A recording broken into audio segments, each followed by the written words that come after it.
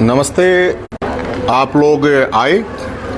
आज का मामला बड़ा गंभीर है। मैंने कुछ दिन पहले यहीं पे प्रेस कॉन्फ्रेंस की थी और उसमें मैंने आपको बताया था कि किस तरह कातिया के गुंडे राघव चड्ढा को ढूंढ रहे हैं, केजरीवाल के गुंडे। कुछ लोगों ने कहा था कि नहीं ऐसे थोड़ी होगा, जिसको 100 कमांडो दे रखे हो पंजाब पुलिस ने, उसका गुंडे क्या करेंगे। मैंने आप लोगों को बताया था और आज अभी पता चल गया होगा आपको कि उनकी जो सुरक्षा है वो वापस ले ली गई है। और अभी मैं सुन रहा था किसी भाई का पार्टी के, वो कह रहे थे कि ये जो रेड पड़ी है अभी ईडी की, वहाँ पे एक सांसद के ऊपर रेड पड़ी है जो अरबपति आदमी है, कि इसलिए रेड पड़ी है, उसलिए रेड पड़ी है। तो वो साथ में ये भी बता दें कि वो जो टिकट थी वो कितने करोड़ में बेच गई थी, 50, 100 या 200, कितने करोड़ में बेच गई थी राज्यसभा की सांसद की टिकट पंजाब से। तो मैं आपकी जानकारी के लिए मैं बता देता हूं कि राघव चड्ढा की जान को बहुत बड़ा थ्रेट है, खतरा है। अभी तक निकला नहीं है घर से बाहर, उस दिन के बाद से आपको पता नहीं हो तो अपने घर से बाहर नहीं निकला है, डिप्रेशन में चला गया बेचारा, घर से बाहर नहीं निकला है अभी तक। क्यों नहीं निकला है भाई? क्योंकि जो सुरक्षा दे रखी थी उस पर भी उसको संदेह हो रहा था कि क्या होगा क्या नहीं होगा। बहुत बड़ा मामला है ये, छोटा मामला नहीं है। और जो बात मैं कह रहा था, आज वो चीज पूरी हो रही है। आज उसकी सारी की सारी पंजाब पुलिस की सुरक्षा जो दे रखी थी वो 100 कमांडो से अब 6 कमांडो, 6 मतलब गुस्सा कमांडो हो गया है और अब उसकी जान को खतरा है। ये मैं पहले भी बता चुका था। अब मामला जो का तो है। अब मैं राघव चड्ढा से ही मैं ये कहना चाहूंगा कि भाई मेरी बात सुन, हम तेरे साथ हैं, लेकिन वे कांड और वे जो कर रखे हैं तूने मिलके, वे बता दे वो जितना माल कहां पे छुपाया है, कैसे छुपाया है, वो सारा बता दे। वो बताना जरूरी है सरकारों से, क्योंकि पिटाई वाले उस पे पहले तो कुछ लोगों को थोड़ी शक शंका कह रहे थे, लेकिन अब सब मान गए कि हाँ पक्का पिटाई हुई थी। क्योंकि चीफ सेक्रेटरी की पिटाई हुई तो उन्हें बताया, महिला सांसद की हुई तो उसने बताया, तो पता चल गया था। इसने नहीं बताया तो हमें बताना पड़ा। तो अब जो ये छोड़ के या इनको जो पार्टी से साइड किया जा रहा है, इन सांसदों की जान को बहुत बड़ा थ्रेट है, क्योंकि पंजाब का चुनाव आ रहा है। अब जो दूसरी बात है, आपने देखा होगा कि अरविंद केजरीवाल अभी हाई कोर्ट में एक जज के ऊपर आरोप लगा रहे हैं कि मुझे शक और शंका है। स्वर्णकांत शर्मा, वो महिला जज है जो, उसके ऊपर आरोप लगा रहे हैं कि मुझे शक है कि आप वहां फलाने के उसमें गई थी, प्रोग्राम में वहां गई थी जी, आपके बेटा बेटी वहां काम करें। उसके सवाल सही है, बिल्कुल शक की गुंजाइश भी है। केजरीवाल साहब की यहां पे बिल्कुल सही कह रहे हैं। अब ऐसी सिचुएशन में शक होना जरूरी है, लेकिन अब ऐसा ना हो कि थोड़े दिन बाद मामला सुप्रीम कोर्ट में जाए। अभी स्वर्णकांत शर्मा पे आरोप लगे हैं, अभी थोड़े दिन बाद सूर्यकांत शर्मा चीफ जस्टिस पे कहीं आरोप ना लग जाए कि ये तो हरियाणा से है, ये तो एमडी से पढ़ा है जी, वहां पे नवीन जैन पढ़ा है, ये तो जी ब्राह्मण है, वो भी ब्राह्मण है। ये भी हो सकता है, सूर्यकांत चीफ जस्टिस पर भी ये आरोप लग सकते हैं। और सबसे हैरानी की बात है कि कोई बीजेपी का आदमी कुछ नहीं बोल रहा है इस बात पे, कोई कांग्रेस का कुछ नहीं बोल रहा है इस बात पे। बड़ी इंटरेस्टिंग चीज है। अब मैं आपको बताता हूं, उनका शक बिल्कुल सही जायज है, मेरा और जनता का भी शक है। अगर ऐसे किसी की एफिलिएशन में आप ये कह सकते हो कि निर्णय ऐसे होगा, ये मेरे नहीं, ये सारी खबरें हैं नेशनल लेवल के न्यूज़पेपर, न्यूज चैनलों की। इसमें इन्होंने कहा Arvind Kejriwal court controversy staying the allegation Khalistani terrorist house at Punjab poll. इसका मतलब हिंदी में ये है कि पंजाब पोल के दौरान जो पिछला चुनाव हुआ था 2017 की बात है, पंजाब में एक आतंकवादी रहा था, वो पहले उसके घर पे रुका था। बड़ी इंटरेस्टिंग चीज ये है कि मैं भी रुका था वहां, उसी घर में मैं भी वहां मिल के आया था। ये बिल्कुल सही बात है। किसके जिक्र हो रहा है? एक मिनट सर, एक मिनट। आप ये जो आतंकवादी था, ये कोई गुरप्रीत नाम इसमें मतलब शायद चेंज करके कह रखे या जो भी है, वो बता दूंगा मैं आपको अभी। ये अमृतसर में, तो उस घर में रुके थे, मैं भी उस घर में गया था आपकी जानकारी के लिए। बड़ी बड़ी वो खबरें बनी थी, तो ये मेरा तो आरोप नहीं है। तो इससे शंका और शक है कि अरविंद केजरीवाल के आतंकवादियों के साथ सीधे संबंध हैं। एक बात। दूसरी बात, इसके बाद फिर ये मैं नहीं कह रहा, कांग्रेस के राहुल गांधी जी ने कहा था कि ये तो राष्ट्र के लिए सुरक्षा है। हालांकि वो अलग बात है, बाद में इनके मतलब चुन्नू मुन्नू भी हुआ है, बाद में गठबंधन भी हुआ है, इनका सारा प्यार प्रेम संबंध अवैध संबंध जो भी बने हैं इनके बने हैं। उसके बाद ये राहुल गांधी की है, मेरी नहीं है। ये कोई छोटे मोटा मामला नहीं, अकाली दल के भी हैं सारे हैं ये, जो इन्होंने कहा था कि आतंकवादियों के साथ है। फिर है Kejriwal NIA Rao what is sick for justice. मेरा कुछ नहीं है, ध्यान से सुनो ना।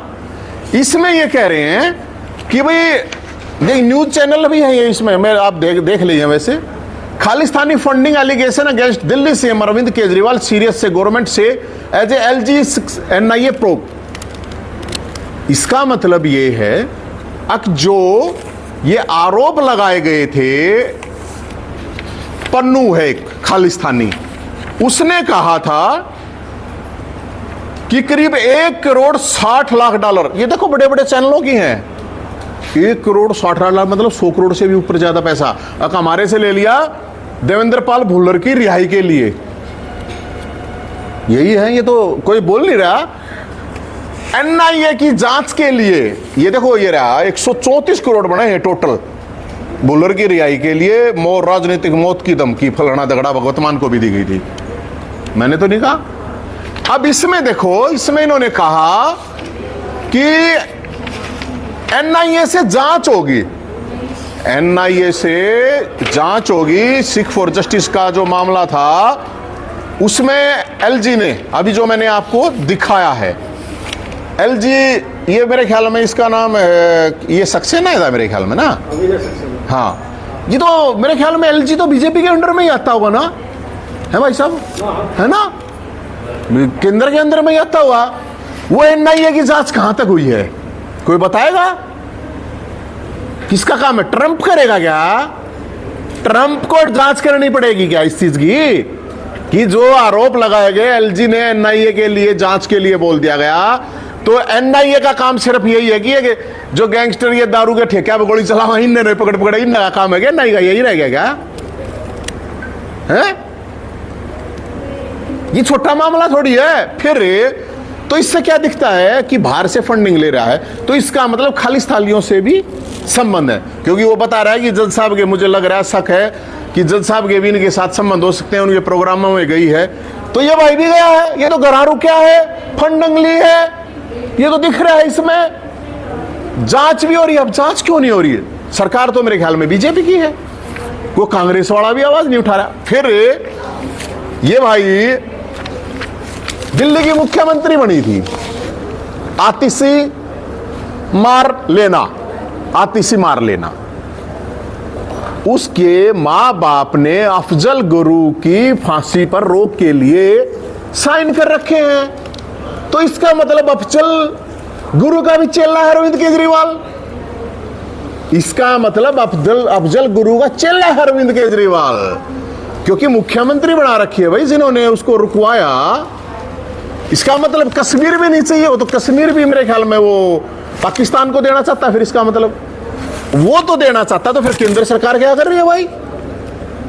ये सवाल है, कोई नहीं पूछ रहा। देखो गजब बात है, ये मुझे बताने पड़ रहे हैं, कांग्रेस भी कुछ नहीं बोल रही भाई। एक जज के ऊपर, वो हाई कोर्ट के एक जज के ऊपर ये कह रहा है कि मुझे शंका है कि आप वहां प्रोग्रामों में गए, यहां गए, आपके बेटा बेटी ऐसे जॉब में है, मेरे को न्याय नहीं मिला। उसका शक सही है, उसके सवाल सही हैं। अब वो ये तो ऐसा तो है नहीं कि सुनीता बाबी को जज बना दिया जाएगा, वहां पे वो फैसला हो सकता है, डाउट उनको उस पर भी हो जाए।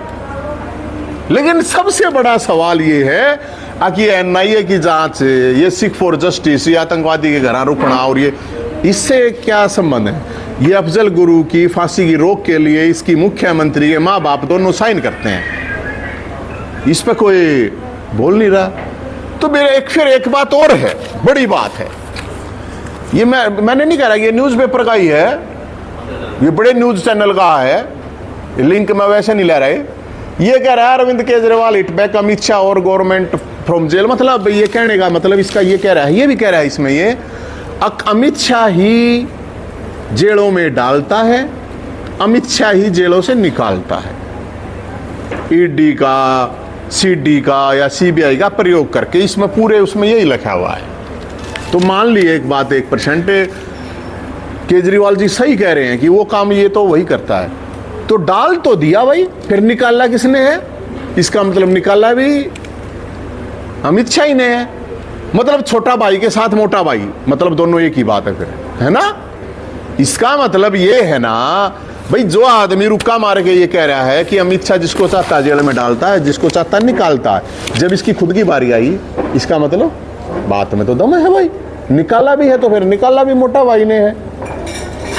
तो सबसे बड़े ये सवाल है। एक तो मैं राघव चड्ढा को ये कहना चाहूंगा भाई, वो अपनी जान की रखवाली के लिए जो भी प्रयास करने हैं वो करे, और घर से, जैसे अभी घर से नहीं निकला हो, वो घर से बाहर ही नहीं निकल रहा है, इतना डर के साए में जी रहा हो, तो उसका भाई उसका भी देखना जरूरी है। और ये जो राज्यसभा की कितने में कितनी टिकटें गई हुई हैं, एक बार इनका नार्को टेस्ट करवा लो, पता चल जाएगा कितने में दे रखी हैं। दूसरी बात ये है कि अगर एक जज, हाईकोर्ट की जज के ऊपर शक शंका है, तो इसके ऊपर भी तो शक शंका है भाई, और पूरी शक शंका है कि आप आतंकवादी के घर रह रहे हो, आप अफजल गुरु के चेले बन रहे हो, आपकी मुख्यमंत्री के माँ बाप उसको रोकने के लिए साइन कर रहे हैं, आपके ऊपर आरोप लगा रहे हैं कि आप 125 करोड़ से ऊपर आपने चंदा लिया है आतंकवादियों की रिहाई के लिए। तो आतंकवादी भी, खालिस्तानी भी, कश्मीरी आतंकवादी भी, संसद में हमला करने वाले भी, सबके साथ ही तो संपर्क है। इसका मतलब तो फिर ये, तो मैं सरकार से ये कहना चाहूँगा, इस तरह ये मामलों की फास्ट ट्रैक कोर्ट में साल के भीतर बाउंडेशन होनी चाहिए कि इनकी जांच पड़ताल हो जानी चाहिए भाई। किसी का कोई सवाल है तो भाई बता दो, बाकी मैंने जो उस दिन कही थी, देखो अब ये चीज होने लग रही। आपका कहना है कि आतंकवादियों से अरविंद केजरीवाल के संबंध है। पन्नू ने ग्रुप पतवंत सिंह पन्नू ने 133 करोड़ रुपए दिए थे गुलबर की, जो के मामले में जो उसको रिलीज के नाम से उसके, तो ये कनेक्शन किस तरह सामने? अरे मैं थोड़ी कह रहा हूँ, जिस समय ये चर्चा एलजी ने एनआईए के लिए जांच के लिए लिख रखा है, खबरें बन रही हैं, जिस समय क्या जिक्र हो रहा है उस समय आप आम आदमी पार्टी में थे, तो आपको क्या पता था इन कनेक्शन? ना ये तो बात की है, मैं यार 2020 के फरवरी मार्च में छोड़ गया था मैंने तो। नहीं छोड़ दिया था, लेकिन जिक्र हो रहा है ना, जो 2014 से लेके 2022 के, हाँ बहुत है, बिल्कुल है, 2014 से 22 के बीच का जिक्र, हाँ बीच का, उन्होंने तो मैंने तो बता दिया। उस घर में तो मैं भी भाई, वहां पे मैं भी गया था उस घर में, तो जिस घर में रुका था मैंने तो आप बता तो दिया पहले ही अपना, मैं कब मना कर रहा हूँ। अब पन्नू वाला तो पन्नू ने वीडियो बनाई है, और वो तो एलजी ने एनआईए की जांच की वो कर रखी है। मैं तो पूछूं एलजी से, अगो जांच की थे, कहाँ है, कछुआ चाल चल रही है, कौन सा चाल चल रही है, क्यों रोक दी जांच? अरे जांच करवा फिर, यही तो कह रहा हूं मैं तो भाई। मैं तो, मेरे को तो जितनी जानकारी मैं बता रहा हूं, बाकी ये तो सरकार ने कर रखी है भाई।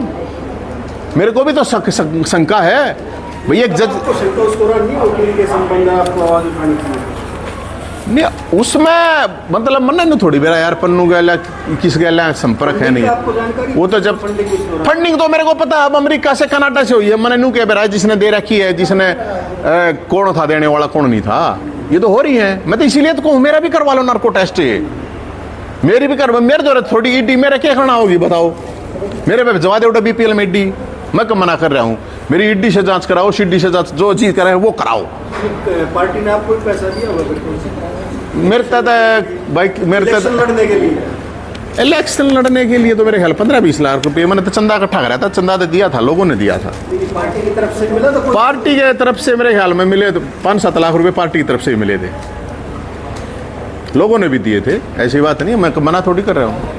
तो आपके संबंध इतने अरविंद केजरीवाल से खराब क्यों हो गया? आप एक तरह खराब की थे, मैं तो अच्छी बात करना हूँ, मैं तो बचाने की उसमें कह रहा हूँ। आप काफी शांत रहे थे, आपसे सवाल किया, मीडिया सवाल करती थी, आप कहते हैं मैं इस पे कोई टिप्पणी नहीं करना चाहता। भाई मैंने नहीं, अचानक आप हमलावर हो गए। अरे हमलावर अचानक क्यों आया हूँ?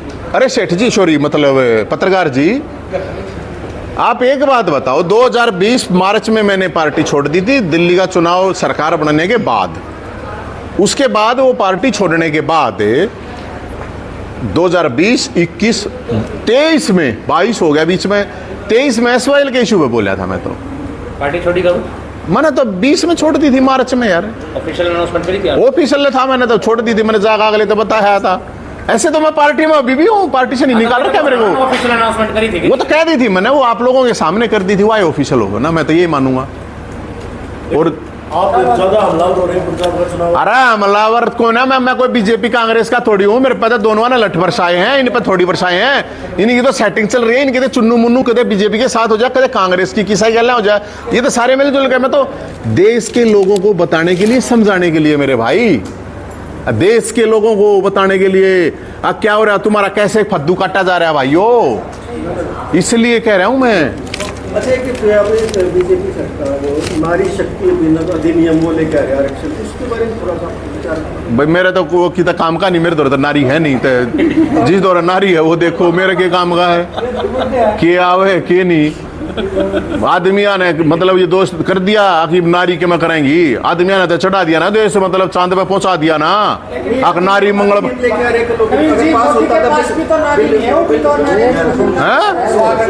हाँ बताओ बताओ। मैं कह रहा हूँ 3 दिन का स्पेशल अधिवेशन बुलाया गया नारी शक्ति अधिनियम को लेकर, जो अगर पास होता तो बिल का वो हाँ बढ़िया हो जाएगा। हाँ। इस पे क्या आपका मानना है कि उसमें 2011 की जनगणना के आधार पर बड़ी समझ भी होगी, सारी बातें भी बढ़ेगी, तो आप किस दृष्टिकोण से इसको देखते हैं? ठीक है, कोई आवे है तो नारी भी आओगी, तो कौन सी आओगी, कोई चूल्हा चाकरी करने वाली, कोई मजदूरी करने वाली थोड़ी नारी आओगी। नारी भी जिन जो नेता हाथ जो कब्जा कर रहे हैं इस देश पे, जो कुछ परिवार हैं, कुछ नेता हैं, उन की नारियां होंगी, उन की कोई किसी की माँ ने मिल जाएगी, किसी की बहू ने मिल जाएगी, किसी की घराली ने मिल जाएगी, किसी की बहराली ने मिल जाएगी, और क्या होगा बताओ उसमें? इसका फायदा इनडायरेक्टली वे में आप ये कह रहे हैं कि इसका फायदा नहीं मिलेगा नारियों को? नारियों को तो मिलेगा, हाँ। लेकिन संपन्न नारी, उस तरह की नारी, मतलब भाई जो पावरफुल नारी हैं उनको मिल सके, अच्छी बात है। चलो कि आवे तो यार, मैं क्यों विरोध करना है, मैंने अच्छी बात है, आना चाहिए नारियों को। लेकिन मैंने वही देश को नारा ने कितना आगे कर दिया कि नारी आगे करेंगी, नारे भी कुछ ना करे। चलो स्कोप है कि भाई हम तो आशा करते हैं कि नारी देश को आगे लेके जा। नारे तो देखे लिए लोगों ने, जिसे नारे हैं, है ना। नारे मतलब हरियाणवी में समझते हो ना, नारा मतलब पुरुष लिंग के लिए बोला जाता है, स्त्रीलिंग के लिए नारा नारी बोल नहीं जा रहे हैं। तो इसलिए कोई बिल आवे है तो अच्छी बात है, बाकी यही है मेरा तो मैं क्या जी। धन्यवाद आपका, नमस्ते, राम राम।